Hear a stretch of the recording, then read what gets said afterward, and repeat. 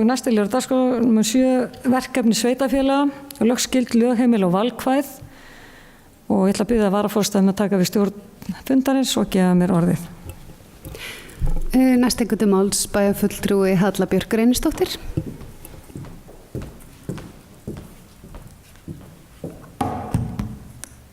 Forseti, ágætu bæjarfulltrúar. Hér til umræðu verkefni sveitarfélagsins en sveitarfélög sinna ýmsum verkefnum sem þeir eru falin að lögum. Það eru lögmælt eða lögheimili verkefni en geta einnig innan vissar marka tekið að sér önnur verkefni sem ekki kveðið á í lögum. Sem sagt ólögmælt eða valkvæð verkefni. Nú þegar við erum í miðju kafi í vinnu við fjárhagsáætlun, kannski bara ágætt að velta þessu fyrir sér og sérstaklega þegar við ræðum forgangsröðun verkefna og við erum að velta fyrir okkur hvernig getum við mögulega hagrætt í rekstri. Lögskyld verkefni eru þó nokkur og kannski í huga flestra þau sem snúa fyrst og fremst að félagsþjónustu og fræðsluþjónustu, en þó eru þó nokkur á öðrum sviðum og mér langar aðeins til þess að fara yfir þessi verkefni hérna í stórum dráttum. Þegar ég var að undirbúa mig fyrir þessa umræðu þá fór ég meðal annars inn á vef Stjórnarráðs Íslands en þar hefur samgöngu- og sveitarstjórnarráðuneyti tekið saman ágætt yfirlit yfir þau verkefni sem sveitarfélög eiga að sinna samkvæmt lögum og með leyfi forseta ætla ég að hafa lögin til hliðsjónar hér í umræðina á þess að tiltaka þau í hvert skipti. En ef við byrjum á velferðarþjónustunni þá bera sveitarfélög ábyrgð á skipulagi og framkvæmd þjónustu við fatlað fólk þar með talið gæðum þjónustunnar sem á kostnaði vegna hennar. Málaflokkurinn var fluttur yfir til sveitarfélaga frá ríki árið 2011 eins og við munum.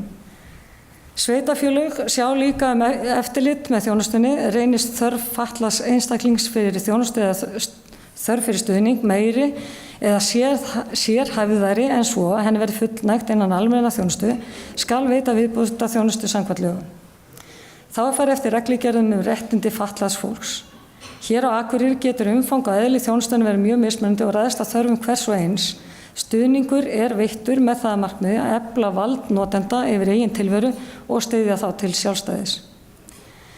Þeir sem þurfa mestri aðstoð að halda standa til boða íbúðir í íbúðakjarna með sólarhringsþjónustu eða herbyggjum á sambýlum. Akureyrarbær rekur 3 sambýli, 12 íbúðakjarna fyrir fatlað fólk, þar með talið 2 sem sérstaklega eru ætlaði fólki með geðfötlun, auk áfangaheimilis með 5 íbúðum fyrir fólk með geðrænan vanda. Þá erum við að fjölga við okkur NPA-samningum og við höfum verið einnig líka verið með hæfingu á hæfingastöðinu og boðið upp á atvinnu á plastiðinu Bjargi. Sveitarfélagi er einnig skylt að sjá stuðningsþjónustu til handa þeim sem búa á eigin heimilum sem þurfa aðstoð vegna skertar getu, fjölskylduaðstæðna, álags, veikinda eða fötlunar. Þessa stuðningsþjónustu á að veita svæðisbundið með þeim hætti sem best hentar á hverjum stað. Á Akureyri stendur fólki til boða ýmiss konar stoðþjónusta við athafnir daglegs lífs. Þá er sveitarfélögum skylt að standa uppbyggingu öldrunarþjónustu og rekstri þjónustumiðstöða sem og aðgengi að félagslegri heimaþjónustu, heimsendingu matar og aðgengi að félagsstarfi. Akureyrarbær rekur heimaþjónustu A og B en jafnframt rekur bærinn öldrunarheimili samkvæmt samningi við ríkið.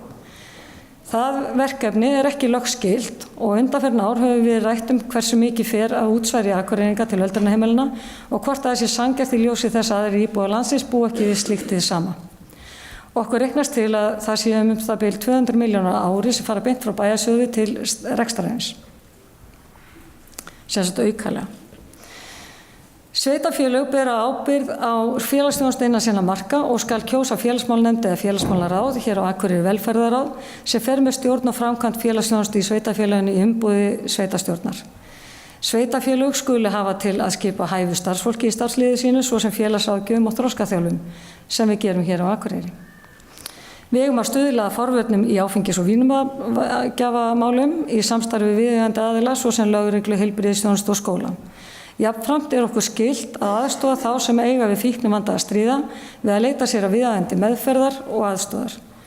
Þá skal veita aðstandendum og fjölskyldu þeirra sem stríða við fíknivanda, ráðgjöf og aðstoð eftir því sem við á og stuðla því að einstaklingar sem fengið hafa meðferð og læknishjálp fái nauðsynlegan stuðning og aðstoð til að lifa eðlilegu lífi að meðferð lokinni. Við höfum nú nýverið ráðið til okkar fíkniráðgjafa en það var gert á síðasta ári og þá sem tilraunaverkefni. Reynslan á þessu stutta tíma hefur verið góð og virðist vera að skila árangri. Akureyrarbær hefur nokkur undanfarin ár líka sett fjármagn inn í rekstur SÁÁ sem hefur þá síðan að styðja við fólk sem að koma úr meðferð. Þá greiðum við fyrir vistunargjöld á áfangaheimili fyrir sunnan. Við höfum þó verið að ræða við ríkið nauðsyn þess að koma á áfangaheimili hér á Akureyri sem myndi styðja við þá sem hafa fjölskyldustuðning á svæðinu og þyrfti að vera nálægt sínu fólki. Ríki og sveitarfélög skulu tryggja að allir sem þess þurfa eigi kost á þjónustu á íslensku táknmáli. Umfang þeirra þjónustu er mjög mismunandi og erfitt að sjá fyrir þörfina hverju sinni. Eins og er hún lítil hér á Akureyri. Að vera með barnaverndarnefndir sem sinna barnavernd á breiðum grundvelli er lögskylt verkefni. Þá skulu erlendum ríkisborningurum sem ekki eiga lögheimili á landinu í sérstöku tilvikum veitt fjárhagsaðstoð hér á landi. Á fjármálaráðstefnunni í haust komu fram áhyggjur af aukningu þeirra sem flytja til landsins og hafa engin lífeyrisréttindi og þá munu þá eiga rétt á fjárhagsaðstoð með tilheyrandi kostnaði fyrir sveitarfélögin. Það er eitthvað sem við þurfum að fara að leysa og ákveða hvernig skal tekið á. Það segir sameiningu ríki og sveitarfélög. Þetta samtal þarf að fara að eiga sér stað. Fjárhagsaðstoð til þeirra sem eru komnir á ellilífeyri í dag er sáralítil hér á Akureyri eða aðeins 2 til 6 manns og hefur verið þannig til fjölda ára. Það hefur þó verið að aukast að Útlendingastofnun vísi fólki út á land núna þegar má segja að Reykjavík sé orðin yfirfull og hefur okkar fólk fundið fyrir þessu aukna álagi. Árið 2014 voru síðan nokkur úrræði sameinuð undir heitinu Askjan sem ekki er lögbundin en er lögheimil. Þar er veitt tilsjón, stuðningur, heim og ADHD-ráðgjöf. Markmið þessari þjónustu er að veita markvissa aðstoð til barnafjölskylda inn á heimili þeirra. Ef við snúum okkur aðeins að húsnæðismálum þá bera sveitarstjórnir ábyrgð á og eiga hafa frumkvæði að því að leysa húsnæðisþörf þess fólks í sveitarfélaginu sem þarfnast aðstoða við húsnæðisöflun. Sveitarstjórnir skulu eftir því sem kostur er tryggja framboð af leiguhúsnæði, félagslegu kaupleiguhúsnæði og eða félagslegum eignaríbúðum handa þeim fjölskyldum og einstaklingum sem ekki eru á annan hátt færir að sjá sig fyrir húsnæðum sökum lágra launa, þungara framfærslubyrðar eða annarra félagslegra aðstæðna. Félagslegar íbúðir á Akureyri í dag 339 en svona til samanburðar voru á öllu Norðurlandi eystra 510 íbúðir allt í allt árið 2016. Í lögum stendur jafnframt að sveitarfélög skulu greiða sérstakan húsnæðisstuðning til greiðslu á húsaleigu umfram húsnæðisbætur fyrir þá sem ófærir að sjá fyrir sér. Sérstakar húsnæðisbætur frá á Akureyri 280 til 350 einstaklingar hverju sinni en það er mjög breytilegt á milli mánaða. Í áætlun næsta árs gerum við ráð fyrir að verja 3 milljörðum í lögskyld verkefni í velferðarþjónustunni, 700 milljónum í lögheimilverkefni og 200 milljónum í önnur verkefni eða valkvæð. Ef við förum aðeins frá velferðarmálum og yfir í fræðslumál þá fluttist sá málaflokkur yfir til sveitarfélagana árið 1996 og fljótlega upp úr því var farið að innsetja skóla með tilheyrandi kostnaði. Samkvæmt lögum er rekstur almennra grunnskóla á ábyrgð og kostnað sveitarfélaga. Sveitarfélög bera ábyrgð á heildarskipan skólahalds í grunnskólum sveitarfélagsins, þróun einstakra skóla, húsnæði og búnaði grunnskóla, sérúrræðum, skólaþjónustu, mat og eftirliti, öflun og miðlun upplýsinga og á framkvæmd grunnskólastarfs í sveitarfélaginu. Sveitarfélög eiga að setja sér almenna stefnu grunnskólahald og kynna hana fyrir íbúum þess. Vinna við nýja skólastefnu á Akureyri er í gangi og verður vonandi kláruð snemma á næsta ári og kemur þá til umræðu hér og verður jafnframt kynnt bæjarbúum. Þar ætlum við að setja markið hátt og stefna og bjóða okkar börnum upp á það besta sem gerist og að foreldrar velji sér búsetu á Akureyri einmitt til þess að tryggja sínum börnum framúrskarandi menntun. Sveitarfélögum er jafnframt skylt að sjá til þess að skólaskyld börn sem eiga lögheimili sveitarfélög njóti skólavistar. Við höfum nú hafið vinnu við að koma á samfelldum vinnudegi barna þar sem ætlunin er að samtvinna frístund við skólastarfið þannig að yngstu börnum verði gert kleift að kynnast og stunda fjölbreytta frístund samhliða hefðbundnu námi. Við vonumst til þess að koma slíku á strax á næsta skólaári í einhverju skólum og þróa það síðan þannig að öll börn fái notið slíkra lífsgæða. Síðan er það þannig að ef sveitarfélög taka ákvörðun að leyfa sjálfstætt rekna grunnskóla skal gera það þjónustusamning við rekstraraðila og eiga slíki grunnskólar rétt á framlagi úr sveitarsjóði til starfsemi sinnar. Hvað leikskólana varðar þá bera sveitarfélög ábyrgð á starfsemi þeirra samkvæmt lögum frá 2008. Þau skulu hafa forystu að tryggja börnum leikskóladvöl og bera ábyrgð á heildarskipan skólahalds í leikskólum sveitarfélagsins. Það segir hins vegar ekkert það í lögum frá hvaða aldrei slík þjónusta skuli vera veitt, en í frumvarpinu sjálfur það lagt til grundvallar að á þeim tíma þá voru 96% barna á aldrinum 3–5 ára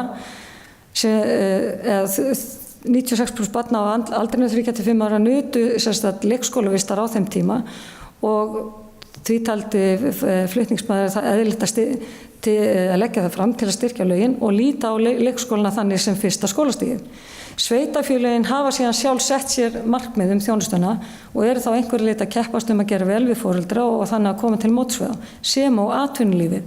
En það kallar fyrst og fremst eftir því að grunnþjónusta sé í lagi til þess að geta verið samkeppnishæft við aðra landshluta. Við erum núna í tengslum við fjárhagsáætlun að vinna að áætlun hvernig við ætlum að koma til móts við foreldra eins og við ræddum hérna áðan í dagvistum barna allt frá 12 mánaða aldri og getum vonandi kynnt það fyrir bæjarbúum á næstunni eða á næstu vikum. En það stefnt á að foreldrar geti treyst því að allir fái stuðning sem getur þá verið breytilegur og stigvaxandi en að enginn detti milli skips og bryggju í þeim efnum. Þegar farið í að byggja framhaldsskóla þá ber sveitarfélögum að leggja til án endurgjalds lóðir undir þá og greiða 40% af normkostnaði við byggingu þeirra.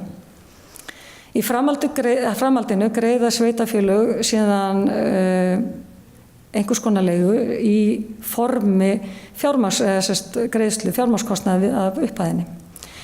Í dag greiðir Akureyrarbær með verkmenntaskólanum, menntaskólanum og menntaskólanum á Tröllaskaga.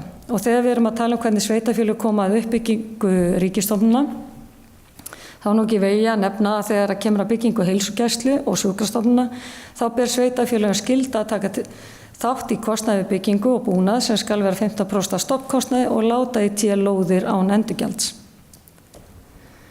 En ef við ljúkum kannski umræðinni því sem snýra fræðslumálum, þá eiga allir landsmenn að njóta þjónustu almenningsbókasafna. Öllum sveitarfélögum sem sagt skylt að standa slíkri þjónustu í samræmi við bókasafnslög. Við Akureyringar rekum hér til að mynda bókasafnið og gera það með miklu sóma. Í áætlun næsta árs gert ráð fyrir að verja tæpum 5 milljörðum til lögskildra verkefna í fræðslumálum og 2,5 milljarði í lögheimiliverkefni og 18 milljónum í önnur eða valkvæð verkefni. Ef við snúum okkur síðan að íþrótta-æskulýðsmaðurum þá lögskylt að byggja íþróttamannvirki í þágu skóla og til almenningsnota. Þá skal sjá til þess að börn fái notið hollra og þroskavænlegra uppvaxtarskilyrða, til dæmis leikskóla og tómstundaiði. Sveitarfélögum ætlað að starfrækja þjónustu við unglinga og standa meðal annars að forvarnastarfi í málefni þeirra. Hvað varðar æskulýðsmál þá stendur í lögum að sveitarstjórnir skuli setja sér reglur að á hvern hátt stuðningi við frjálst æskulýðsstarf skuli háttað og í samstarfi við félög og félagasamtök á sviði æskulýðsmála stuðla því að ungt fólk eigi þess kost að starfa að æskulýðsmálum við sem fjölbreyttust skilyrði. Við samþykktum á síðasta kjörtímabili metnaðarfulla íþróttastefnu sem nú er verið að vinna að framkvæma. Verið að fara í gegnum alla samninga við íþróttafélög, unnið að úttekt rekstur mannvirkja með það að markmiði að samningar séu sanngjarnir og gagnsæir. Síðan núna í frístundaráði verið að vinna að gerð matrixu sem hægt verið að nota í framhaldinu til þess að meta betur hvert skuli beina fjármagni með hliðsjón af barna- og unglingastarfi. Sveitarfélögum ber síðan skylda til að koma að öryggis- og löggæslumálum með því að fara með almannavarnir í héraði í samvinnu við ríkisvaldið. Sveitarstjórn hver í sínu umdæmi ber ábyrgð á starfsemi slökkviliðs og framkvæmd eldvarnaeftirlits og ber jafnframt kostnað þessari starfsemi. Okkur ber skylda til að vera með samstarfsnefnd málefni lögreglu og í samvinnu við Veðurstofu ráða eftirlitsmann snjóflóðavarnir. Sveitarstjórnir í sveitarfélögum þar sem ofanflóð hafa fallið á byggð eða nærri henni eða hætta á slíku skulu láta meta hætta á ofanflóðum. Sveitarstjórnin skal annars framkvæmd við varnarvirki í samræmi við ákvörðun ofanflóðanefndar og ber jafnframt ábyrgð á viðhaldi varnarvirkja. Þarna erum við nokkuð heppin Akureyringar og höfum ekki eftir því sem ég best veit þurft að koma að byggingu slíkra mannvirkja eða umsjón. Í umhverfismálum sem eru til framtíðar einu umfangsmestu og mikilvægastu mál sem við þurfum að vinna að, þá bera sveitarfélög töluverðar skyldur. Eins og til dæmis ekkert sveitarfélag skal vera án heilbrigðiseftirlits eða heilbrigðisnefndar og greiða sveitarfélagin kostnað við eftirlit eða svo miklu leyti sem lög mæla ekki fyrir annan veg. Landi skiptist í eftirlitssvæði og skal heilbrigðisnefnd kosin eftir hverjar sveitarstjórnarkosningar og starfa á hverju svæði. Umhverfisstofnun hefur eftirlit með framkvæmd laga varnir gegn mengun hafs og stranda en getur falið heilbrigðisnefndum sveitarfélaga tiltekna þætti eftirlitsins. Heilbrigðisnefndir sveitarfélagana skuli gera nauðsynlegar ráðstafanir til þess að skólp sé hreinsað eftir því sem við á samkvæmt reglugerð frávitur og skólp. Norðurorkar séu frávitumál fyrir Akureyri og innheimti gjöld til þess að standa undir þeirri þjónustu. Nú stendur fyrir dyrum að fara í mikla framkvæmdir og byggja hreinsunarstöð og koma þannig í frávitumálum í það horf sem við getum verið stolt af. Sveitarstjórn skal síðan ákveða fyrirkomulag söfnunar á heimilis- og rekstrarúrgangi í sveitarfélaginu. Hún ber einnig ábyrgð á flutningi heimilisúrgangs og skal sjá að starfsræktar séu móttöku og söfnunarstöðva fyrir úrgang sem tilfellir í sveitarfélaginu. Á Akureyri unnið samkvæmt samningi við Gámaþjónustu Norðurlands sem í skoðinu þessa mundi þar sem verið að fara yfir alla þá möguleika sem í stöðunni með það markmið að gera enn betur. Núverandi flokkunarkerfi var komið á 2011 og íbúar tóku strax vel við sér og flokkuðu svo vel að eftir var tekið. En nú höfum við sett okkur ýmis metnaðarfull markmið í nýrri umhverfisstefnu sem miða að því að gera enn betur bæði á þessu sviði sem og í loftslagsmálum.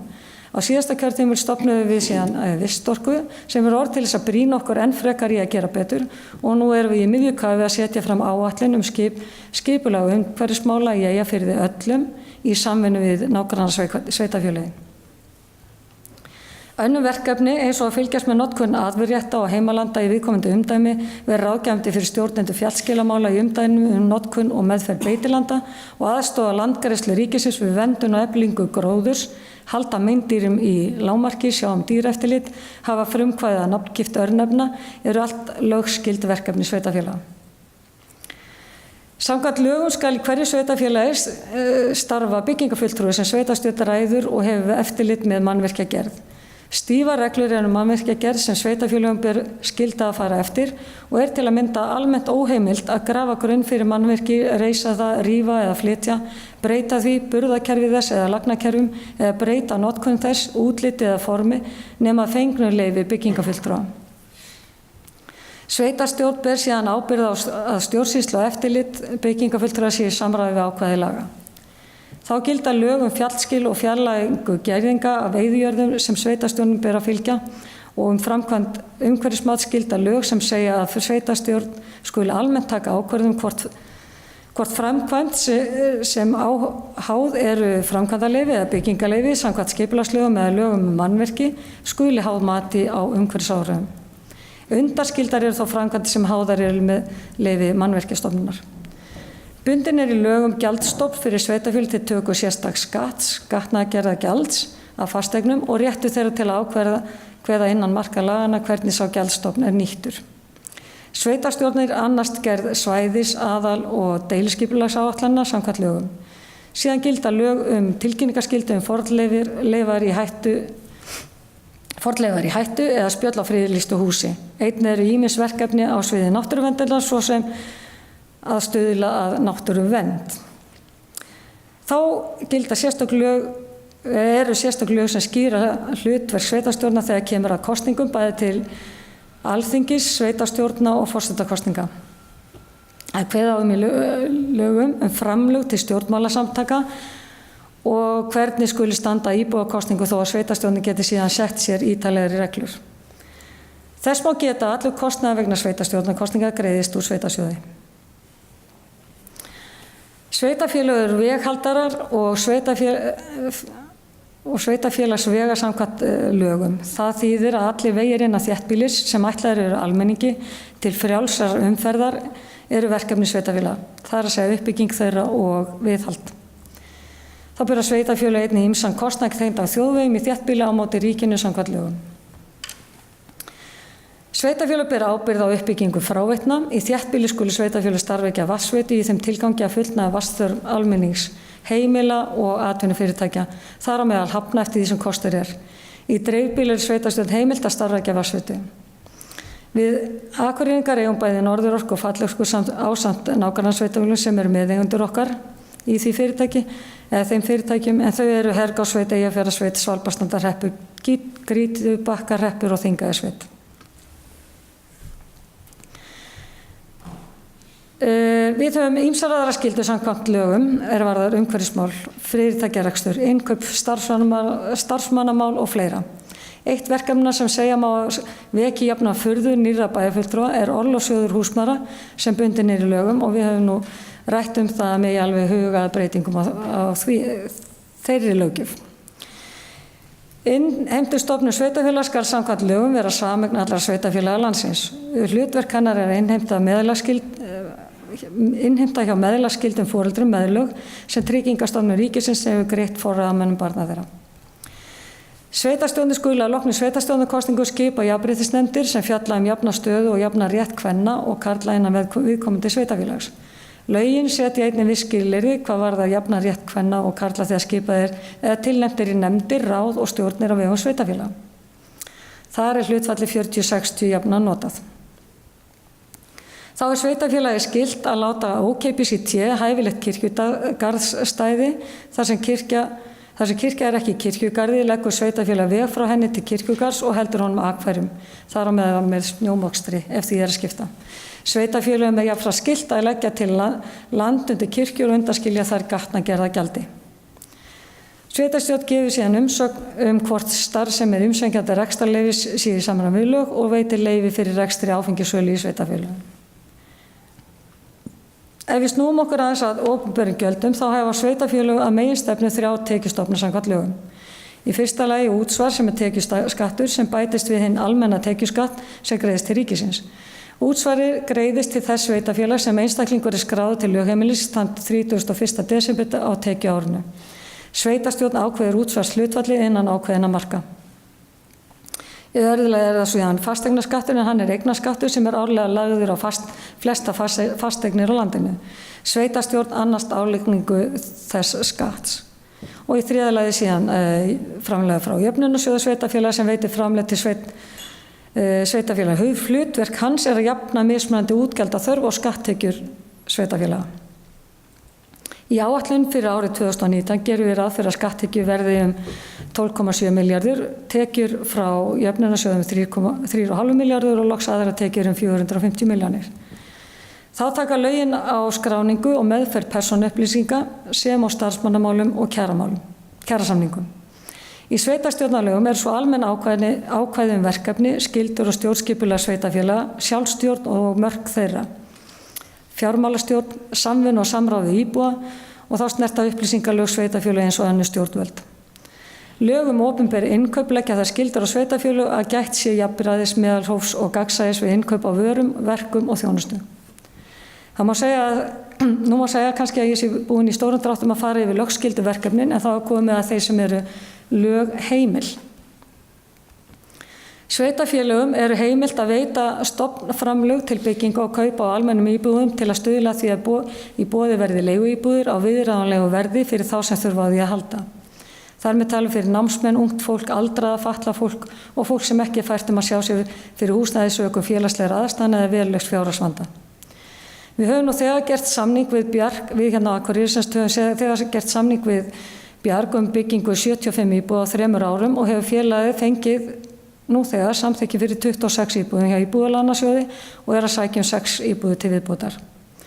Þá hefur bærinn verið í viðræðum við Búfesti lóði til uppbyggingar á fjölbreyttum íbúðum og núna alls fyrir löngu gerðum við samning við Brynju, hússjóð Öryrkjabandalagsins stofnframlög til íbúðabygginga og búið að fá samþykki fyrir 15 íbúðum.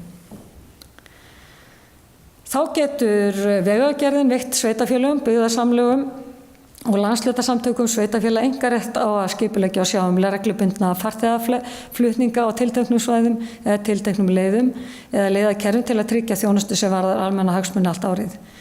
Við höfum sem dæmi tekið þátt í því að reka landsbyggðarstrætó í gegnum Eyþing að það nú til endurskoðunar. Sveitarfélög geta með ákveðnum takmörkunum sett sér eigin samþykktir atriði sem ekki fjallað í reglugerðum eða gert ítarlegri kröfur en þar koma fram, svo sem bann eða takmörkun gældýrahalds og húsdýrahalds. Þá getum við veitt byggingarstyrki til félagsheimila ef við höfum áhuga á fjárráð. Hafnir geta verið í eigu sveitarfélaga og þá í lögunum kveðið nánar á rekstrarform þeirra. Við tökum til dæmis þátt í byggðasamlagi ásamt sveitarfélögum í kringum í hafnasamlagi Norðurlands.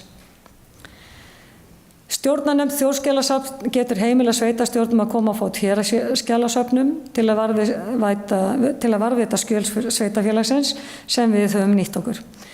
Í orkulögum kemur fram að ráðherra heimilt að veita sveitarfélögum einkaleyfi til þess að starfrækja hitaveitur sem annast á dreifingu eða sölu heits vatns eða gufu til almenningsþarfa á tilteknu veitusvæði. Þetta gerum við í gegnum Norðurorku. Ráðherra heimilt að fenginu umsögn Vegagerðarinnar að fela einstöku sveitarstjórnum framkvæmd mála varða leigubifreiðar innan sveitarfélagsins.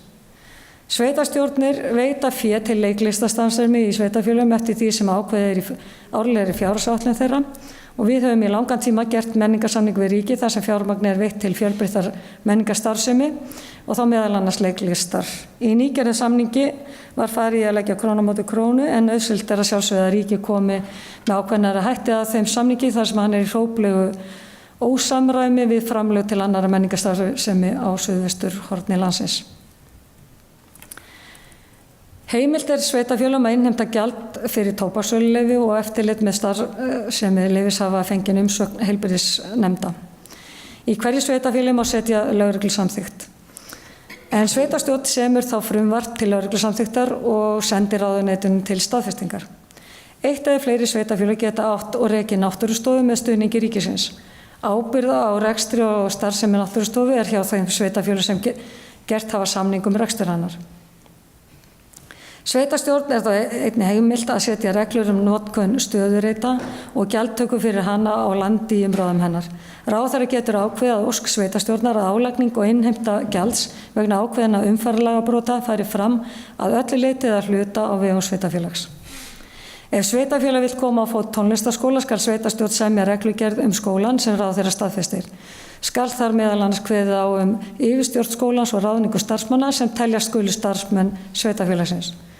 Sveitarfélög sem reka tónlistarskóla greiða launakostnað kennara og skólastjóra. Við rekum tónlistarskóla samkvæmt þessum lögheimildum í menningarhúsinu okkar hérna í Hofi og verður til þess rekstrarnu 300 milljónir árlega. En þar fáum við framlag frá jöfnunarsjóði upp í kostnað og nú síðast í gær var síðan undirritaður samning milli ríkis og sveitarfélag aukna aðkomu ríkisins að því að veita fólki tækifæri á tónlistarnámi óháð búsetu. Það má segja að við hér á Akureyri séum fyrir utan að sinna öllum lögskildum verkefnum líka nýta þær lögheimildir sem gefnar eru til að taka að okkur verkefni. En hérna rétt að lokum ætla ég að nefna nokkuð valkvæð verkefni sem við erum að sinna og þau eru mismunandi, hvað varðar stærð og umfang. En svona þau helstu, og þetta ekki tæmandi listi, ég tek það fram, eru sem sagt, það rekstur safna, svo sem listasafnsins, minjasafnsins, skáldahúsa og iðnaðarsafns og þarna náttúrulega mikill munur á hversu mikið bærinn veitir til hvers og eins.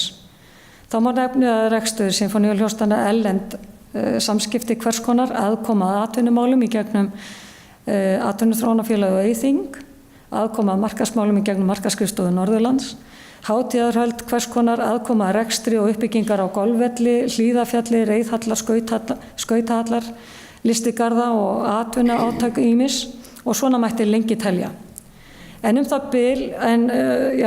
bil svona 22 milljarða króna rekstri bæjarins má gera ráð fyrir að í rúmlega 2 milljörðum verði varið til valkvæðra verkefna á næsta ári með þeim fyrirvörum að það getur verið erfitt að skilja alveg klárt á milli verkefna. Það sum hver þeirra skarast. Það sjálfsögðu við lögheimilverkefni eða lögskild. Þá ætla ég að láta máli mínu hérna loki í bili og vonandi eigum eftir að eiga góðar umræður hér í dag hvert verkefni eiga og skulu vera til framtíðar. Takk. Bæjarfulltrúi Halla Björk Reynisdóttir hefur lokið máli sínu og færi henni aftur stjórnfundarins. Já, takk fyrir það og orðið laust.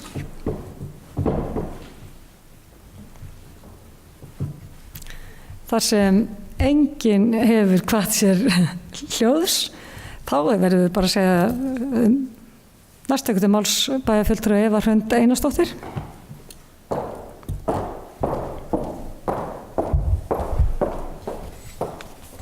Forseti, ágætu bæjarfulltrúar. Mér langar nú aðalega að koma hérna bara upp og þakka Höllu bæjarfulltrúa og Höllu Björk fyrir mjög ítarlega yfirferð. Mér sem bæjarfulltrúa sem þó hefur starfað 4 ár er bara mjög upplýsandi að fá þetta allt fram. Þannig að ég vil bara aðalega bara þakka þér fyrir það. Ég vissi nú ekki alveg þegar þetta mál kom á dagskrá hvert við værum að fara í umræði, þannig að ég var nú ekki búin að undirbúa mig þannig að taka málefnalega umræðu hvað ætti að fara út og hvað inn, þannig að ég er nú ekki tilbúin í þá umræði á þessum fundi, en við munum náttúrulega klárlega að gera það bara í fjárhagsáætlun að gera það vinnunni, bæði inn í bæjarráði og á næsta bæjarstjórnarfundi. En ég vildi bara aðalega koma upp og þakka þér fyrir mjög góða og ítarlega yfirferð. Þá er bæjarfulltrúi Eva Hrund Einarsdóttir lokið máli sínu og orðið er laust. Þar sem fleiri hafa ekki hvað sér hljóðs. Næst tekur bæjarfulltrúi Sóley Björk Stefánsdóttir. Forseti, ágætu bæjarfulltrúar, ég beðist afsökunar á því að hafa verið svona sein að kveða mig hljóðs, en ég var bara svo spennt að heyra hvað meirihlutin hefði myndi segja. Ég takka bara fyrir, ég ætla ekki að segja inspirerandi, en bara fína yfirferð og auðvitað gagnlega, og ég held að væri bara, ég hafði svona ákveðna væntingar að hér yrði bara mjög svona frjó umræða þessi verkefni. Það sem ég hef auðvitað ýmsar skoðanir á, en ég pínu forviða á því að meirihlutin ætla ekki að hafa skoðanir í þessari umræðu, þannig ég velti fyrir mig hvort þetta sé umræða eða hverju forseti er að kalla eftir. Allána, takk fyrir ræðina. Þá er bæjarfulltrúi Sóley Björk Stefánsdóttir lokið máli sínu, næst tekur máls bæjarfulltrúi Hilda Jana Gísladóttir.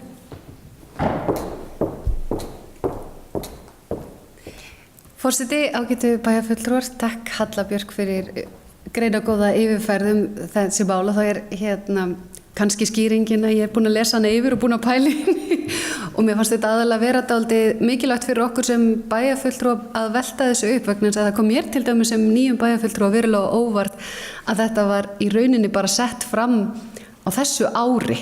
Hvað eru í rauninni lögheimild og lögskild verkefni, og það kom mér bara verulega óvart að það væri ekki eitthvað sem væri bara löngu búið að gera og allir vissu, og það bara væri ekkert eitthvað sem að þyrfti að velta eitthvað sérstaklega fyrir sér árið 2018. En það sem að mér fannst aðalega skipta máli hér og allavega í okkar umræði var að við myndum svona ræða það hvert hlutfallið væri, hvað erum við að setja mikið af þessum 22 milljörðum sem að er að ræða í þá lögskild verkefni eða lögmætt eða valkvæð. Svona næsta sem ég hefði áhuga að vita, sem eru gögn sem eru ekki til, hvernig það hlutfall til samanburða við önnur sveitarfélög til að mynda. Það er að segja, ef að við segjum að verja 2 milljörðum í valkvæð verkefni, hvernig það að tóna við hvað aðrir önnur sveitarfélög velja að gera? Auðvitað á endanum þetta síðan allt auðvitað bara pólitískar ákvarðanir það sem að þeir sem að sitja við hér í þessum sal velja að forgangsraða, og síðan hægt að velta fyrir sér hlutum eins og þó að verkefni sé í rauninni lögbundin, þú þurfir að gera þau, þá ekki nákvæmlega sagt, kemur ekki fram nákvæmlega hvað átt að verja miklu í það. Það er að segjum svo að reka grunnskóla, það jú skylda út frá aðalnámskrá, en svo getur við valið að verja meira eða minni til tækjabúnaðar og húsnæðiskaupa og svo framvegis. Þannig eins og Halla kom inn að þá það kannski ekki svona alfa og omega í þessu öllu, bara hvað lögbundið og hvað ekki. En þetta auðvitað þegar við erum í fjárhagsáætlunarvinnu og milli umræðina og við erum að velta fyrir okkur hvernig við ætlum að forgangsraða, og einmitt meðan við umræðina sem var hérna áðan, við erum öll með svolítið svona, við erum svolítið að fókusa á barnafjölskyldur og leikskóla, og þá þarf líka að sjá hvaðan ætlum við að taka peningana, og þá þurfum við náttúrulega kannski að gera okkur grein fyrir því hvað getum við og megum og hvað ekki. Þannig að þetta var svona, í mínum huga allavega eins og við lögðum þetta upp meira svona til að kveikja svona kannski á þessu hugsunarferli hjá okkur, einmitt eins og Eva kom inn á bæjarfulltrúi að fyrir þá umræðu sem framundan í bæjarráð og bæjarstjórn núna næstu vikuna. En mér finnst þetta spennandi og mér finnst þetta líka, eins og ég segi, ég væri til í að sjá þessa speglun gagnvart líka öðrum sveitarfélögum, og þetta ætti að vera upplýsandi fyrir okkur sem hér situm þegar það kemur að því síðan á endanum að forgangsraða. Af því að auðvitað, allavega ég, mér langar helst að gera alltaf allt fyrir alla og bara allir hafi það brjálæðislega gott. Og síðan þegar kemur að erfiðu spurninguna bara, já, og hvort allar gera þetta og þetta þegar það er ekki til meiri peningar, þá líka gott að hafa þessar upplýsingar við hendina. En já, þannig að fyrir mér er þetta aðalega við svona veltum því upp, förum aðeins yfir það og sjáum, og þess vegna er þessar tölur líka svo gagnlegar. Hvað er þetta í rauninni miklir fjármunir sem við erum að verja til verkefna sem við nauðsynlega þurfum að gera og nauðsynlega þurfum ekki að gera, heldur veljum. Þannig að mér finnst þetta að vera góð svona, já, gott að setja það fram inn í umræðuna þannig að við getum haft það að minnstakosti á bakvið eyra. Þannig ég þakka aftur bara bæjarfulltrúa Höllu Björk fyrir greinargóða yfirferð. Það er bæjarfulltrúi Hilda Jana Gísladóttir lokið máli sinni. Næst tekur til máls bæjarfulltrúi Gunnar Gíslason.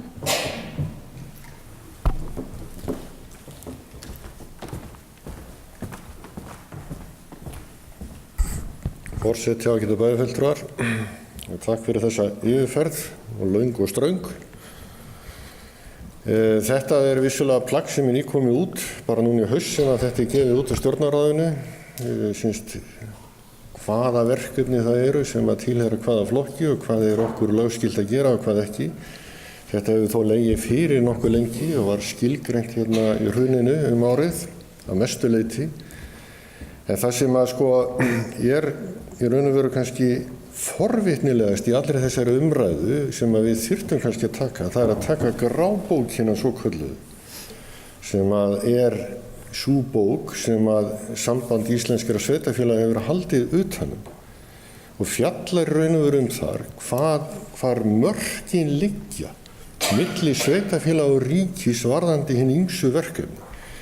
Og þar sko stendur kannski hnífurinn í kúnni að mörgu leyti. Það var reynd að vera til dæmis að hreinsa upp eitt mál það var ekki í gær, frekar en í fyrradag. Það var þetta með tónlistarfræðslu fullorðina sem var verið að skrifa undir samning núna við ríkið að ríkið standi að og leggur inn í ákveði fjármagn, en hins vegar þegar það var gert í upphafi til nokkur ára þá lögðu raun og veru sveitarfélögin töluverða fjármuni á móti. Við getum nefnt sem dæmi að það var búið að reikna það út að breyting á reglugerðum börnum með sérþarfir hefði kostað einhverstaðar í kringu 200 milljónir fyrir sveitarfélögin. Sá pakki hins fór inn í það í skiptum fyrir ákveðna fjármuni sem kom inn á móti ríkinu. Við erum alltaf í þessum leik varðandi þessi verkefni sem að við erum að sinna oft á tíðum en ríkið í raun og veru á að sinna. Og þarna kannski ættum við að gefa okkur tíma til þess að fara að ræða þessi mál, frekar en kannski það hver upptalning á þessum verkefni. Þessi verkefni eru fjölmörg sem sveitarfélögin sinna, þau eru líka mörg verkefni sem ríkið á að sinna en sveitarfélögin sinna. Og bara eitt lítið dæmi. Við rekum sálfræðiþjónustu fyrir börn í grunnskólum sem dæmi. Það er gert ráð fyrir því að við sinnum ákveðnu greiningum og þetta er skilgreint nokkuð vel í lögum og reglugerðum að við sinnum greiningum á því hver er vandinn en við höfum ekki að sinna meðferð sem þýðir að börn fá þetta 3-5 tíma hjá sálfræðingi af því að það er greiningin. Svo tekur hvað við? Jú, það er verið að fjölga sálfræðingum á heilbrigðisstofnunum núna sem að ættu þá að taka við þessu verkefni sem dæmi. En ég get ekki séð að sú fjölgun sem þar hefur átt sér stað nú undanfarin ár, hefur reyndar orðið aðeins, hún standi í raun og veru undir þeirri vinnu sem þarf að vinna. Svo erum við náttúrulega stöndum við frammi fyrir því að vandi barna og reynda fullorðina er að vaxa hvað þetta varðar og vanlíðan og fleira og það er svona spurning hvað veldur.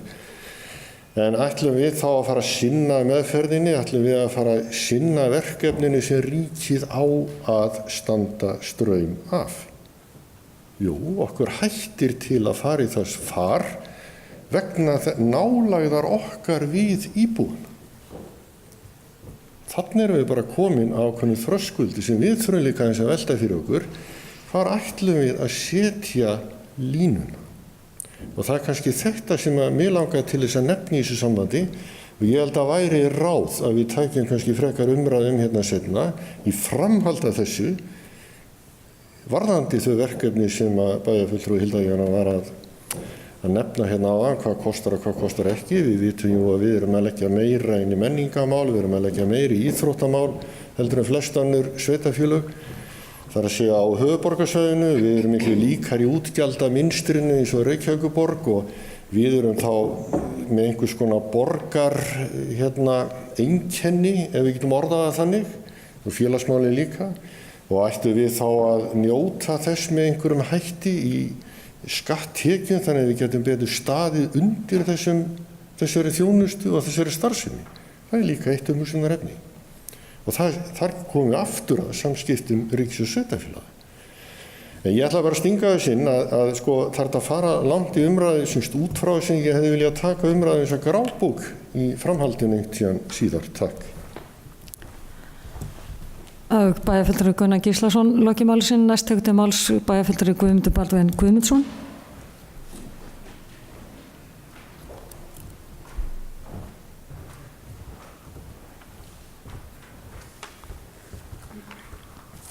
Forseti, ágætu bæjarfulltrúar, ég vil byrja á því að þakka Höllu Björk bæjarfulltrúa fyrir mjög góða yfirferð á því sem til okkar friðar heyrir.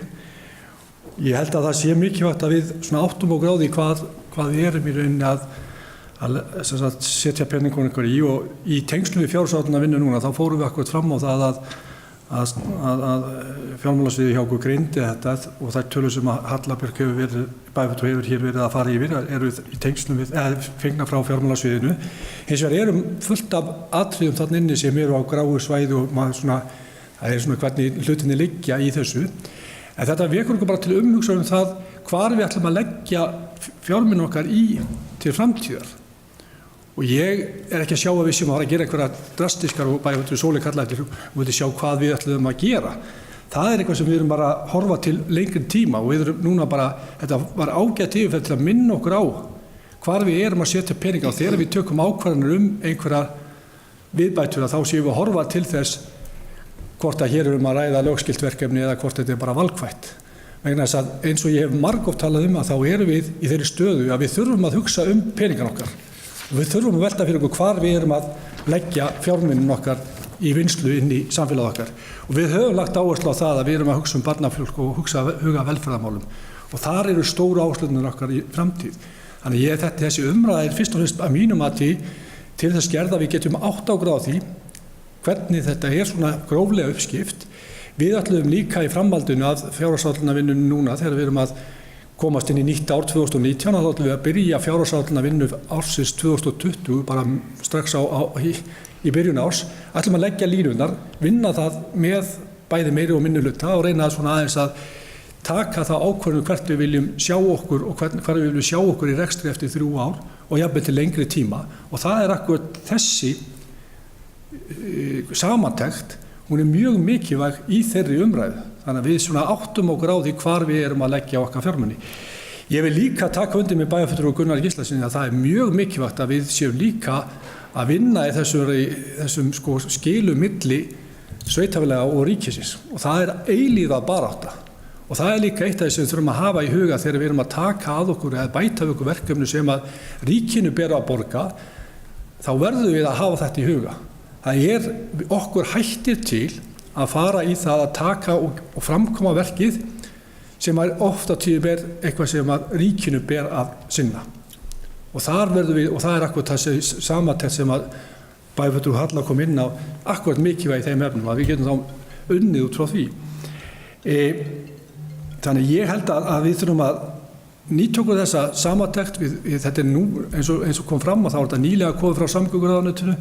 Þetta hefur alltaf eins og Gunnar bæjarfulltrúi kom inn á, þetta hefur alltaf legið fyrir lengur, en þetta er samt sem áður gott fyrir okkur núna, nú erum við búin að taka það saman, við munum kafa væntanlega eitthvað dýpra í þetta og reyna að sundurgreina þetta betur og sjá og átt okkur að hvernig við erum að ráðstafa fjármunum, en ég held að þetta hjálpa okkur til þess að fókusera á það sem við eigum og ætlum að gera til framtíðar. Það er bæjarfulltrúi Guðmundur Baldvin Guðmundsson lokið máli sínu, næst tekur til máls bæjarfulltrúi Hilda Jana Gísladóttir.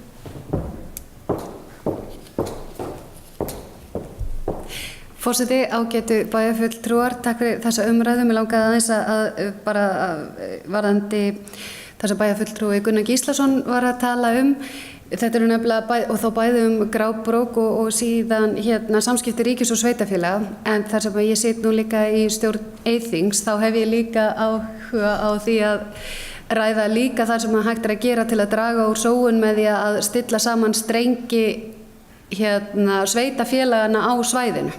Þar að segja, ég held líka við séum að sóa í því að það eru mörg sveitafélög að vinna sama verkefni. Aftur og aftur sagði ég grábrók. Er það þess að þú ert að hlæja eða? Nei, allt í lagi. Afsakið það þá. Grábók. Takk fyrir. En sem sagt að ræða líka sóun sem á sér stað í kerfislægt. Það er að segja milli sveitafélaga, milli ríkis og sveitafélaga, en ég held að sé ekki síður mikilvægt bæði í gegnum sambandið, í gegnum landshlutasamtök og hjá okkur sjálfum að sjá hvar við erum að tví- og þrítaka verkefni og sóa þannig tíma og fjármunum og tíma starfsfólks í vinnu og nefndum og ráðum og vinnu við stefnur og stefnumótun, aðgerðaáætlanir og svo framvegis sem að þarf kannski ekki að eiga sér stað á ótrúlega mörgum stöðum og við gerum og þar af leiðandi í þeirri vinnu getum við verið líka þá að búa til svigrúm fyrir fjármuni sem við viljum setja í önnur verkefni og ég held að þetta er eitthvað sem að ég hef heyrt að við höfum rætt töluvert bæði milli meiri og minnihluta og eru spennandi verkefni fyrir okkur og þó að við séum að leggja fram eins og 4 ára áætlun þá er alveg ljóst að við viljum gera ýmislegt annað líka og fjárhagsáætlun hvers árs munu væntanlega taka breytingum. Þannig að þau vonandi eftir að sjá það líka gerast. En ég held að það að draga úr sóun í fjármunum og síðan í þá vinnu með sveitafélögum og milli ríkis og sveitafélag geti skipt gríðarlega miklu máli. Segir svo sé ekki gaman hérna í bæjarstjórninni. Þá er bæjarfulltrúi Hilda Jana Gísladóttir lokið máls sínu. Næst tekur til máls bæjarfulltrúi Sóli Björk Stefánsdóttir.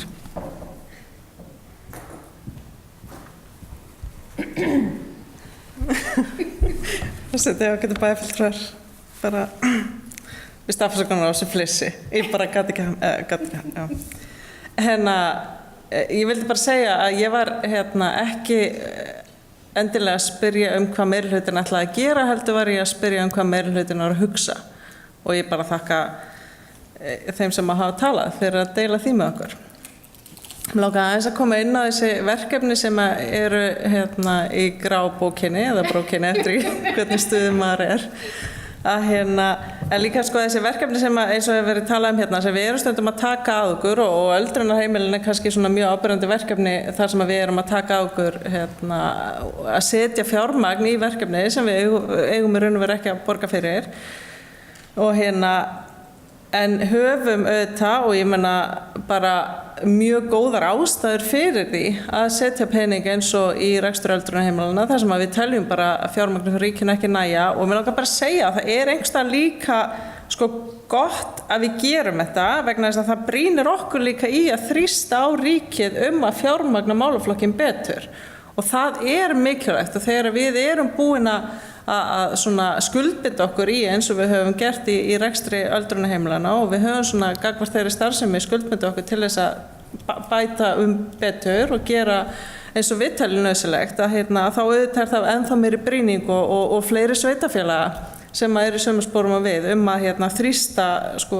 á ríkið eins og mögulegt er og ég held að þessi mál hafa auðvitað verið að þokast og það er auðvitað bara vegna þess að sveitafélögin hafa þrýsta á þetta. Þannig ég held að sé raun og vera ekkert endilega alls slæmt að við séum að gera hluti sem við hefum ekki að gera eða sem að ríkið á að gera. En auðvitað er það stór hluti af okkar starfi og hlutverki að þrýsta á umbætur þá frá ríkinu. Og svo að því við höfum líka talað í dag íbúafjölgun sem er nú svona upp og niður hjá okkur og kannski svona þegar hort er til einhvers tíma í baksýnisspegilinn svo sem prósentulega séð ekkert slæm og ekkert mikið verið en annars staðar og skárri en sums staðar og það allt saman þá samt allavega með við ári í ár lítur þetta ekki vel út. Svo hefur við kannski eftir að komast að því og ef við skoðum einhver 7 ára aftur í tíman þá lítur þetta ekkert sérstaklega vel út hjá okkur og þá akkurat þurfum við að hugsa sko, hvað ætlum við að gera, við höfum alveg talað hvað við viljum gera ýmislegt til þess að fjölga íbúum og við höfum sérstaklega að tala aðbúna fjölskyldufólks og barnafjölskyldna og ég sjálf veði á þann hest, ég held að það sé málið að við hlúum vel að barnafjölskyldum, þá mun unga fólki þar að segja þess að sömu barnafjölskyldu vilja koma hingað og búa og það mikilvægt líka og það eru alls konar vinklar í þessari umræðu þessar stærðar þróun hjá okkur, við vitum það að Íslendingar raunverulega ekkert að standa undir sér, það að segja Ísland ekkert alveg sjálfbært sko, það að því að fæðingartíðnin komin niður í 1,7 sem segir okkur bara að Íslendingum fer fækkandi, þannig að hvernig ætlum við að fjölga hjá okkur og þá þurfum við að hugsa það hvaða fólk það sem við viljum sko, við ætlumst til þess eða vonum að flytja hingað, það fólk frá öðrum stöðum á Íslandi eða öðrum stöðum á heiminum og svo líka sko að því að þetta svona sama pæling það sem að kannski helst enginn segir upphátt, það að segja með hagvöxtinn endalaus hagvöxtur ekki til, eða það að segja jörðin bara lokað kerfi og það ekki hægt að ganga endalaust á auðlindir hennar, þannig að endalaus vöxtur bara blekking. En ég held nú samt að Ísland eigi gríðarlega möguleika akkurat á miklum vexti vegna þess að hér höfum við gríðarlega mikið pláss, við erum pláss fyrir ótrúlegt magna fólki til viðbótar. Þannig að við þurfum í raun og veru kannski ekki að hafa áhyggjur af því að hér sé Ísland að verða uppselt, en við þurfum að hugsa hvaðan ætlum við að fá fólk og hvað ætlum við að gera þegar fyrir þetta fólk þegar kemur. Og þarna líka spurning sem við þurfum svona, og sem mér finnst einhvern veginn vera svona aðal það sem við erum að vega og meta, það einhvern veginn velferðarþjónusta versus svona afþreying. Vegna þess að velferðarþjónustan sko, við búum í einhvern veginn þannig samfélagi að við erum eitt ríkasta samfélagi í heiminum og hér ætti enginn að líða skort, en það samt staðreynd að það gerist. Það fólk sem líður skort á Akureyri eins og annars staðar á landinu. Og við þurfum alltaf að hugsa það. Auðvitað síðan þetta, afþreying, skemmtun eða eins og við höfum kannski rætt mikið í dag, svona þjónusta sem samt ekki skyldubundin. Og í mínu mati þá þetta svona helsta hlutverki okkar. Það akkurat að finna út hvað jafnvægi við ætlum að hafa þessum hlutum og ég ofsalega hamingjusum yfir því hvað við setjum í raun og veru mikið í velferðarmáli þó ég veit að það fer svona meira heldur en þetta svona eins og hefur verið nefnt hálfgert höfuðborgarsyndrom hjá okkur að þá held ég samt að við getum verið stolt af því hvernig við gerum við í þeim málaflokki og ættum alls ekkert að hugsa til þess að draga saman þar. Varðandi einmitt verkefni líka að þá held ég og ég hef alveg óbillandi trú á því og ég spurði gaman að segja frá því, ég spurði pólitíkus daginn sem búin að sitja í bæjarstjórn í eitthvað svona 7 ár. Ég sagði, hefur þú einhvern verið í bæjarstjórn sem hefur sagt ætla ekki að hætta einhverju verkefni? 8 ár. Getur það upplýsist hér með henni sem veit að bæjarfulltrúi Guðmundur Baldvin sem ég spurði og hann sagði nei, raun ekki og það það sem við erum alltaf að gera og nú langar okkur til þess að gera fjölskylduheimili til þess að koma til móts við fjölskyldu sem að eiga erfiðleikum og og okkur langar, við þekkjum, og höfum öll alveg 100 hugmyndir hvernig við getum bætt þetta samfélag en auðvitað, þegar okkur ekki að fjölga meira en að lítur út fyrir okkur sem að gera, þá verðum við að hugsa þetta hvað ætlum við að taka út í staðinn og þá hef ég þessa gríðarlegu trú á því að það sé sko starfsfólki okkar sem best til þess að vita það vegna þess að ef við hugsum sko það skyldubundi að hafa þetta verkefni eða það ekki skyldubundi kannski hvernig maður gerir það og þá þurfum við að hugsa eins og komið inn áðan erum við að gera þetta svona eins hratt og vel, eins straumlínulagað má maður segja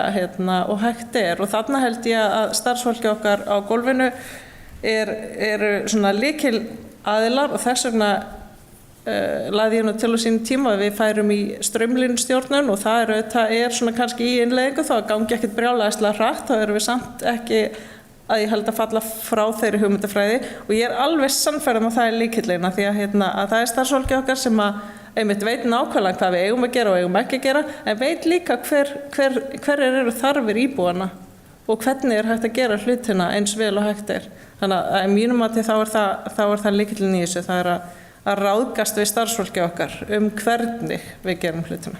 Takk fyrir. Það er bæjarfulltrúi Sóli Björk Stefánsdóttir loki máli sinni, næst tekur til máls bæjarfulltrúi Gunnar Gíslason.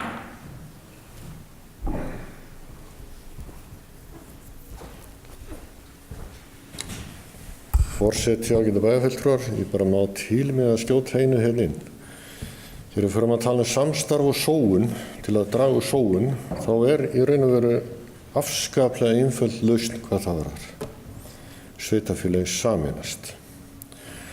Ég tók það sama fyrir árið 2015 frekar en 16 að það væri með mjög einföldum hætti þá ef að Eyjafjörður væri eitt sveitarfélag sem dæmi hægt að draga úr kostnaði við stjórnsýsluna, skulum við taka það fram, stjórnsýsluna að minnsta kosti 250 til 300 milljónir og gera hvað við það? Jú, nýta það í þjónustu við íbúana. Í staðinn fyrir að kalla alltaf eftir auknum fjármagnum stað frá, þá getum við gert þetta. Og á Íslandi þá liggur gríðarleg sóun akkurat í þessum þætti. Og þetta er bara einfalt. Bara samin sveitarfélög. Takk. Það er bæjarfulltrúi Gunnar Gíslason lokið máli sinni. Ég ætla að biðja varaforsta að taka við stjórn og gefa mér orðið. Bæjarfulltrúi Halla Björk Reynisdóttir tekur til máls. Já, forseti ágætu bæjarfulltrúar, þegar var upphafa í umræðunar komið inn á þú veist að hvað til hvers væri að ræða þetta eða hvað ég hef verið að hugsa eða við verið að hugsa, að þá er kannski bara aðeins til að bara vekja athygli á því í miðri fjárhagsáætlunarvinninni hvaða verkefni eru lögskild, hversu mikið erum við hversu miklu fjármunum erum við að verja í því verkefni, hvað er valkvætt og hvernig eru skilin þar á milli og hvernig eru skilin og þegar bæjarfulltrúi Gunnar kemur inn á grábókina þá er akkurat þetta, það kom mér til dæmis bara töluvert á óvart að þegar maður er að lesa þetta allt saman að þú veist skilin ekkert alveg skýr, sumt af því sem ég hefði kannski haldið að væri bara klárt, hreint og klárt ríkisins, það er ekki bara að einhverju leyti okkar líka og vice versa, þú veist að þau sem við höfum bara tekið á okkur, það er bara hlutverk ríkisins. Skilin það þarf að skýra þessi skil á milli ríkis og sveitarfélaga, það þarf að vera þá betra samtal og við þurfum einhvern veginn að ná utan verkefni sem við stöndum fram fyrir, fjárhagsáætlun núna sem við erum að leggja fram fyrir næsta ár og svo þeirra þriggja þarna á eftir, það auðvitað sýnir einhver ákveðna sýn og við sjáum það við erum að svona skulum ekki segja basla, en við erum svona aðeins á mörkunum að ráða við þetta að allavega verkefni stækki mikið. Og þegar við komum og bætum alltaf við og við erum með hugmyndir að gera svona og gera hinsegin og við viljum byggja og stækka við og auka þá reksturinn, þá þurfum við einhvern veginn að átta okkur á því, þú veist, ok, og hverju ætlum við að hætta? Og þegar bæjarfulltrúi Sóli Björk kom hérna inn á það, þú veist, að bæjarfulltrúi Guðmundubaldin hefði ekki setið í bæjarstjórn þar sem var verið að hætta einhverjum verkefnum, þá er þetta akkurat það sem við þurfum kannski bara að fara að skoða. Þú veist, við erum setjum verkefni á stað, þau kannski mögulega klárast eða er ekki jafn þörf á þessum tíma núna eins og þau voru fyrir 8 árum og svo framvegis. Þannig að það er á öllum tímum gott að velta fyrir sér þeim verkefni sem við erum að sinna, hverju við viljum bæta við og hverju við ættum þá mögulega að hætta. Og sum eru bara þá valkvæð og er ekkert mál eða kannski minna mál heldur en önnur að leggja til hliðar og gera eitthvað annað í staðinn. Og hvað var það, og ég geta verið sammála bæjarfulltrúa Sóli Björk sem að nefndi það að starfsfólkið okkar er náttúrulega best til þess fallið að átta sig á rekstrinum, hvað má betur fara og svo framvegis. En við þurfum einhvern veginn að gefa þeim það tækifæri til þess og bæta ekki sífellt á, auknum verkefnum á fólkið án þess að taka neitt tilbaka. Þannig að þetta var bara svona hugmyndin að setja þetta hérna fram og þá líka til að upplýsa bæjarbúa þá sem að horfa á útsendingu bæjarstjórnar hvaða verkefni við erum að tala og hversu mikið við getum hreyft okkur innan rammans vegna þess að sumt bara auðvitað lögskilt og eins og bæjarfulltrúi Hilda Jana kom inn á þú veist að þá spurningi hvernig sinnir þessu lögskildu verkefnum og hversu langt eigum við að ganga og svo framvegis. Og það auðvitað eitt sem við þurfum að velta fyrir okkur, en við viljum auðvitað að því að flest þessar verkefni snúa að velferð og fræðslumálum og svo framvegis og þar viljum við held í öll og bara allir bæjarbúar að við gerum vel. Og það auðvitað frumskilir til þess að okkur fjölgi. Þannig að við viljum ekkert endilega vera að draga úr þeim þó við getum mögulega verið að gera öðruvísi og þróa það sem við erum að gera á hverjum stað. En þarna viljum við kannski ekki beint vera að skera niður. Og hvað þá eftir? Þá það kannski tiltölulega lítið sem eftir. Og þá segi ég aftur, ég meina við viljum líka búa í skemmtilegum bæ. Og margt af þessum valkvæðu verkefnum gerast bæinn okkar skemmtilegri. Og þú veist, þá þurfum við þetta svona, þú veist, að velta því fyrir okkur getum við með, góðum hætti, haft hann skemmtilegan eins og við viljum vera. Með og sinnt menningu og þessum hlutum sem sumir býsnast yfir að við séum að setja fjármagn í en alveg bara líkil hlut af því að þú viljir búa í svona samfélagi. Þú veist, það ekki hægt að sleppa þessu frekar en öðru. Þannig að þú veist að við þurfum að finna þetta jafnvægi og finna jafnvægi í rekstrinu og fara vel með fjármagni sem okkur falið og þar við með til dæmis straumlínu stjórnun og það að draga úr sóun og eins og bæjarfulltrúi Gunnar kom hérna inn á með sameiningu sveitafélaga þá held ég vissulega þú veist það geti algjörlega verið að eitthvað sparist við það en við lesningu þessa þá sér maður bara mikið af þessum lögskyldu verkefnum náttúrulega svo stór og erfið að lítil sveitafélög þetta standi ekki undir þannig að þau alltaf í samstarfi við stærri sveitafélög og þau í samstarfi við okkur mörg þessara verkefna þessi sveitafélög sem hérna minni í kringum okkur þannig að samstarfið nóg eða á að fara í að sameininga eða ættu þau að sameinast þetta alltaf bara eitthvað sem að hver og ein sveitastjórn þarf að velta fyrir sér og ég held að þú veist að nálægðin við stórt sveitafélag eins og Akureyri fyrir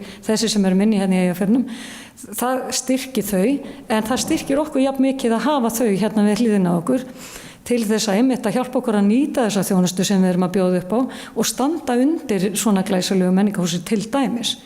Þannig að þetta vinnur allt saman og ég held að maður finnur það núna finnst mér bara hjá sveitastjórnum hérna öllum í Eyjafirði skuli segja og bara Eyþingssvæðinu að við erum mjög samstiga og við viljum sem sagt styðja við hvort annað og við viljum ekki vera svo fjármagn í einhverja vitleysu. Þannig að þarna held ég að við séum algjörlega samstiga, það bara að finna leiðirnar og þetta var bara svona hugsaður hluti af því að vera inn í fjárhagsáætluninni og aðeins að minna okkur á hvaða verkefni það sem við erum að sinna, hver lögskild, valkvæð og svo framvegis.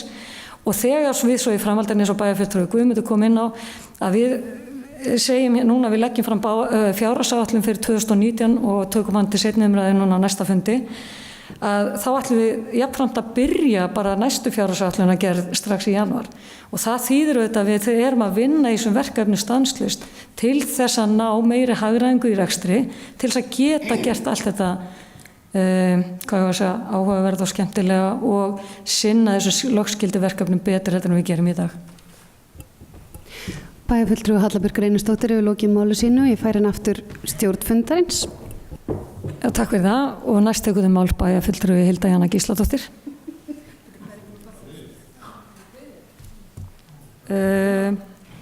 Nei, þú er bara búin að fara einu sinni. Er ég bara búin að einu sinni? Já. Ok. Glemdi þér. Herðu. Herðu, já, það sem sagt, herðu, við skulum nú. Herðu. Þetta snýr sem sagt fyrir þá sem að horfa útsendingun snýra því hversu oft bæjarfulltrúar með að koma hér upp í pontu og það gengur ekki þetta skipti Hilda mín. En það stendur nú til bóta við eftir að breyta samþykktum eða fá þær samþykktar. Við erum búin að samþykkja þær breytingar. En orðið sem sagt laust. Næst tekur til máls bæjarfulltrúi Eva Hrund Einarsdóttir.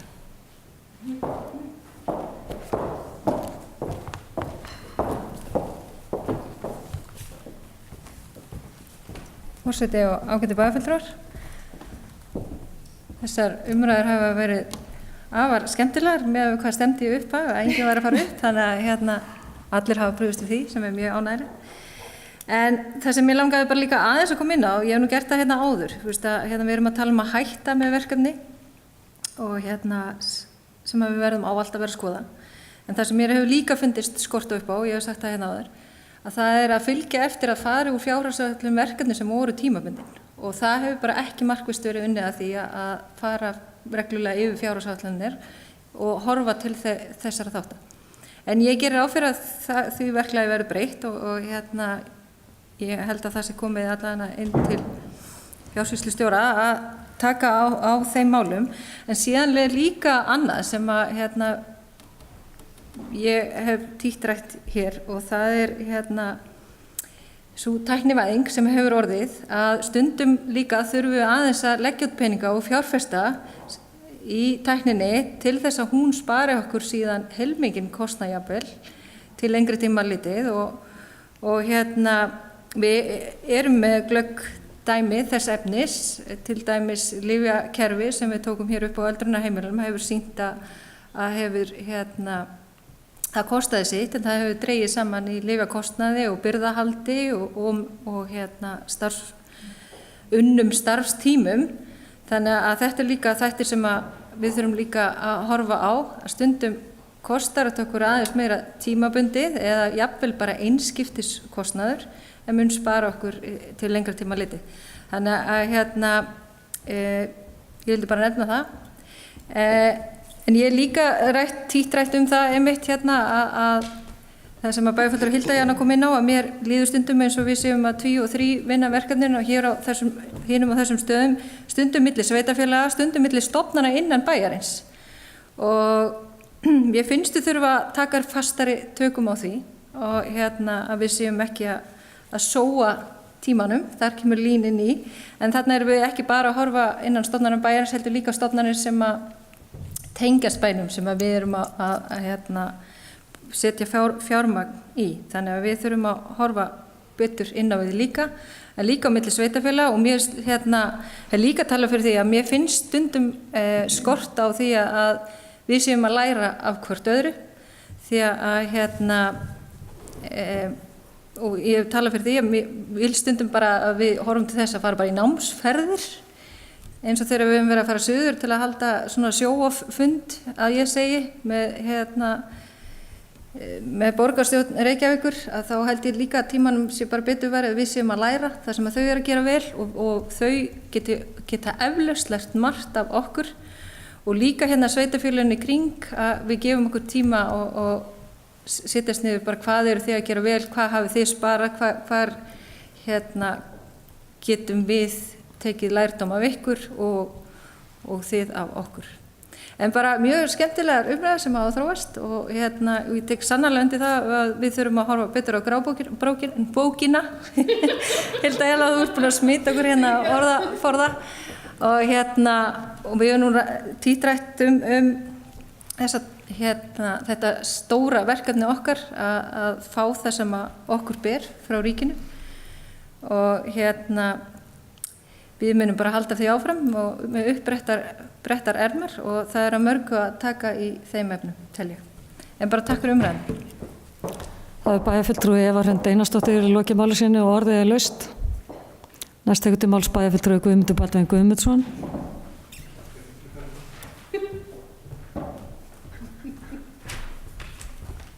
Forseti ágætu bæjarfulltrúi, ég ætla nú ekki að lengja málið en ég bara varð að bregðast við því sem að bæjarfulltrúi Eva kom inn á síðast að það er akkúrat rétt sem að hún sagði að við þurfum í rauninni kannski mér langar bara kannski árétta það að Hún var að tala um að við veitum að læra á öðrum sveitarfélögum og við höfum verið að kalla eftir því að bera okkur saman við önnur sveitarfélög og kalla eftir upplýsingum og það eitt af því sem við vorum með í, að því við okkur tíðrætt aðgerðahópinn á sínum tíma, það var eitt af því sem við vorum í rauninni að kalla eftir í svona langtíma aðgerðum hjá okkur, að það kalla eftir upplýsingum frá öðrum sveitarfélögum til þess að við getum borið okkur saman og það var akkurat líka sem kom hér fram í umræðan áðan með lögskild verkefni og svo framvegis hjá öðrum sveitarfélögum.